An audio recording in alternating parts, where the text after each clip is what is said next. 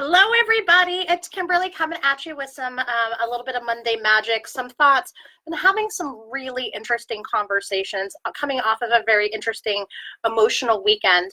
I think there's a lot of shifting happening for people. I'm just kind of watching what's going around. I'm, being being a little bit of, just an observer in life. There's been a lot of things happening for myself and for women all around me in the last couple of weeks. One of the things that I really noticed that was quite interesting is this concept of what we settle for. And I really thought to myself, we get 100% of the things that we settle for. And that really hit home. Hi, Desiree. That really hit home that I will get 100% of everything that I settle for in life. And we often, and especially women, I'm talking right now to my lovely ladies, we settle a lot. We settle for good enough, and not in the good enough is good enough way, right? We settle for good enough is I will take whatever scraps you give me. We settle for falling short of our dreams, quieting our goals, living small. We settle for being demure. We settle for having to envelop masculinity to succeed. We settle for a lot of things, and we'll always get what we settle for. And sometimes that's enough to sustain us for the moment, but is contentment the end game? And for me, contentment is not the end game. Being as strong as I possibly can, for me, is the end game. And one of the things that I read this weekend that was really impactful in terms of the idea of strength is the acquisition of which strength comes to us.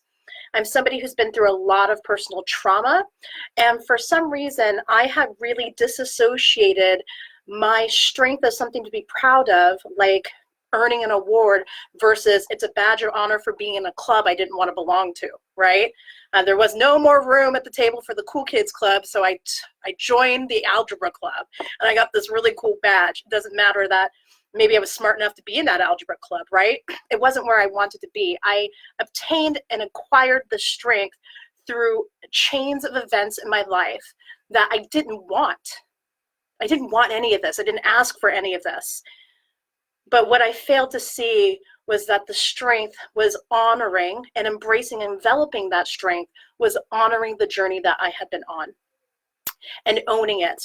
I'm definitely not perfect, and I'm certainly no angel, and I don't have all the answers, but what I know is that I am strong, and it's something to be proud of, but it's also something that I can be proud of and take ownership regardless of how I acquired it, right? It almost felt tainted, like it was this kind of dirty thing that I got because of these hardships in my life. So it wasn't anything that I could really take true pride of ownership in, right? It's kind of like, yeah, it's my new car. Well, it's a beater. You know how we kind of talk down our attributes?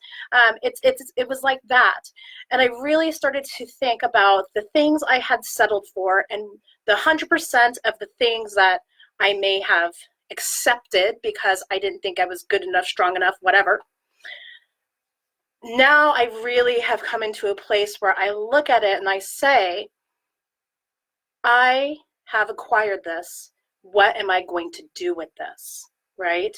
It's not about the gifts we are given, but what we do with those gifts that enrich our journey as people and give us purpose, meaning. Hi, everybody. Thanks for tuning in. Hello, hello, hello. So it's, I'm very goal-oriented. I've always been very goal-oriented. I have multiple things in the fire right now. I have a lot of cool stuff happening.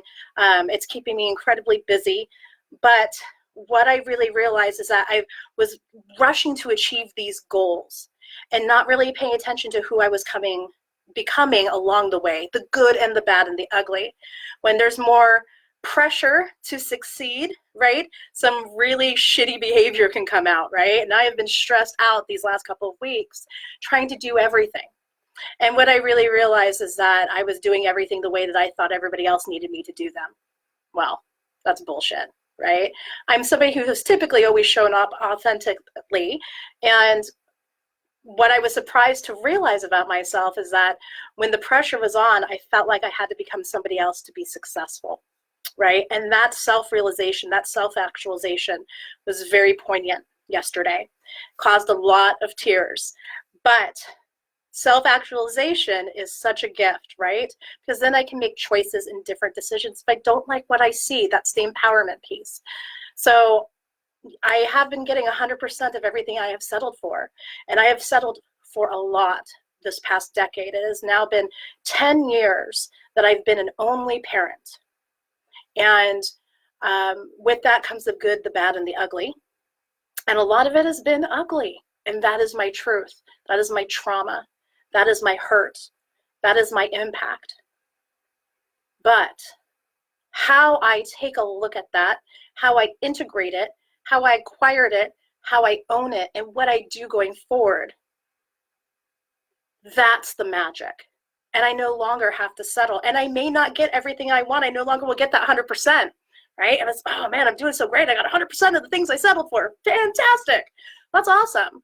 But do I want to settle anymore? Fuck no.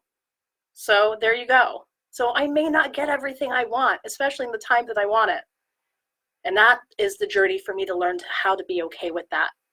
And sometimes I'm going to do life really well and I'm going to be super proud of myself, and sometimes I am not, and that's okay too. But learning how to really understand who I'm becoming in the journey of things is beautiful. And it's something that I hope everyone can really take a look at and embrace who you're becoming, not who you were. I posted a meme a few days ago that said, you know, basically looking back in the past, you know, why look back in the past? Because none of that's going to change. Nothing I do today is going to change my past. Nothing I do today is going to change the events that happened 2 weeks ago. Nothing I do today is going to change my life 10 years ago. That's just life. But what I do today can change my future. What I do today can change my life in 2 weeks from now. And that's amazing. Wow, we all have that power. We all have the ability to make decisions today to get maybe some of what we want in a couple weeks from now. So I'm really, really excited about that process, and I wanted to come and share it with you. I wanted to come and talk to you beautiful, beautiful, beautiful people that I'm so lucky to have in my life, that loves me for good, bad, ugly, and everything else. Good Lord. It's so amazing, and I'm excited for what is coming down the pike, and I'm scared for what is coming down the pike. And I can be both things at the same time, right? I can be more than one emotion at any given time. I mean multiple emotions, and not in a chaotic way, in a very deliberate way, in a very intentional way. And some of those things can be juxtapositions, and that's okay too. We have to allow ourselves to be who we are on our terms. And that's just some Monday magic for you.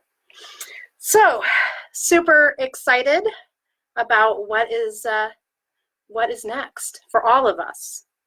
So always, you know, take care of yourself and each other. I hope everybody's doing well this Monday, and I will talk to you guys soon. Take it easy. Bye.